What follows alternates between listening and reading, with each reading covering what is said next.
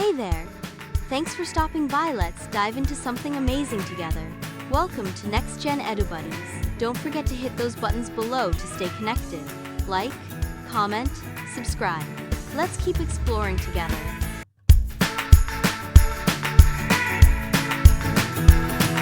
The horizon ignites, bleeding gold across the jagged outline of the rock. Thick, gray morning mist clings to the slopes, slowly retreating to reveal the ancient stone mass of the fortress. It stands immovable, a silent sentinel watching over the awakening city. The camera pushes toward the summit, tracing the lines of weathered masonry that have held their ground for centuries. Every stone holds the weight of 1,000 years. Silence dominates the heights until a low, grinding vibration begins to resonate through the courtyard. The massive iron gates, thick with age and rust, groan against the stone threshold. They shudder, then lurch forward, pushing aside the stillness of the dawn. The hinges protest with a sharp, metallic screech that echoes off the surrounding walls. As the gap between the doors widens, the cold morning air rushes into the inner sanctum. The fortress is no longer a closed tomb of history, but a gateway standing wide, waiting for the day to begin. The path ahead is clear, leading deep into the heart of the stone. A single pair of boots strikes the cobblestones.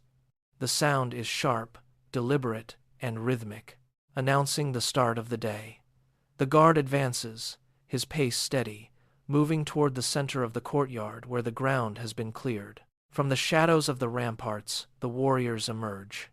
They move in unison, a disciplined formation that turns the courtyard into a field of controlled tension. There is no wasted motion.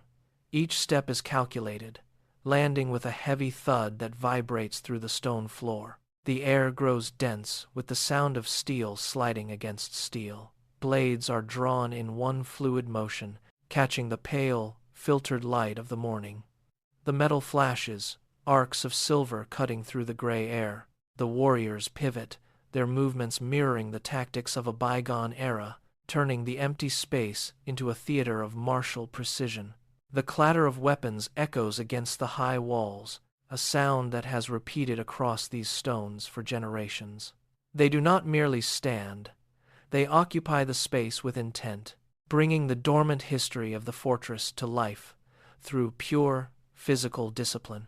Every swing, every rotation, and every synchronized breath serves to reclaim the silence of the morning. The heavy stone archway leads away from the open courtyard and into the deep, quiet belly of the fortress. The temperature drops instantly. Sunlight, which was sharp and pervasive outside, is reduced here to a single, narrow shaft piercing the gloom. It travels across the floor, climbing the pedestal to land directly on the glass casing. Inside, the light catches the facets of the crown jewels. Gold filigree glows with a soft, inner heat, while the deep-set rubies capture the beam and hold it, burning like coals in the darkness. Every cut in the stone and every link in the metal speaks of immense, concentrated labor. Beside the jewels, the stone of destiny rests upon its own block. Its surface is rough, pitted, and scarred by centuries of contact. It does not reflect the light, it absorbs it. The silence in this chamber is absolute, pressing against the eardrums with the weight of the ages.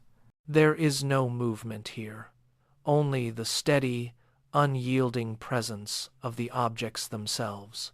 They remain fixed, anchored to the center of the structure, serving as the physical foundation of the national memory. The air is stagnant, smelling of cold granite and time, isolating the artifacts from the world outside.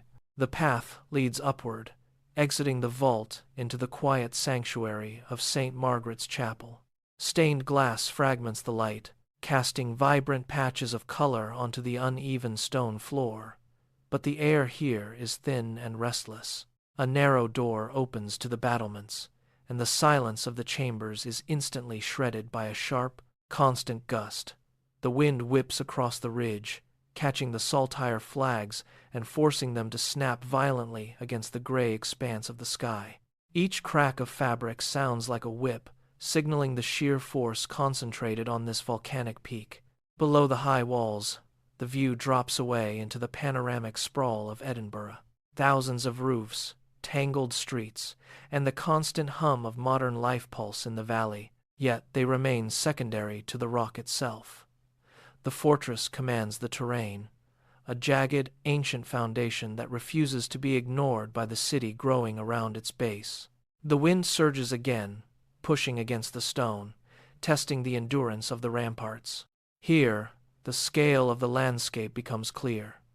The castle does not just sit upon the mountain, it anchors the entire horizon. The transition from the intimate, colorful light of the chapel to the exposed, howling reality of the summit reinforces the fortress as an unmovable, towering presence above the modern world. The day begins to exhaust itself. The light shifts from harsh white to a thick, heavy amber that clings to the jagged volcanic rock. Below, the city lights flicker to life, tiny sparks competing with the dying sun. The shadows lengthen, stretching across the ramparts until the stone itself seems to deepen in hue. As the sun dips beneath the horizon, the warmth retreats from the sky, replaced by a bruised, encroaching violet. The fortress stands firm against this transition, its outline sharpening as the background light fades. A low, melancholic drone of bagpipes begins to rise, weaving through the stone corridors and catching the cooling air. The sound is thin, piercing, and ancient. It fills the gaps between the ramparts, vibrating against the granite. The sky burns briefly in deep orange and dark violet before the colors bleed into a final, muted gray. The castle is no longer a collection of walls and towers. It is a singular, dark silhouette carved against the last light of the day. The wind makes a final pass through the high battlements. A soft, hollow sound that fades into the encroaching night. Everything slows. The movement of the city below becomes a distant pulse, and the fortress remains, a permanent mark on the darkening edge of the world. Then, the light is gone. Don't forget to click subscribe and join the family. There's so much more coming your way. Subscribe now and never miss out on the fun.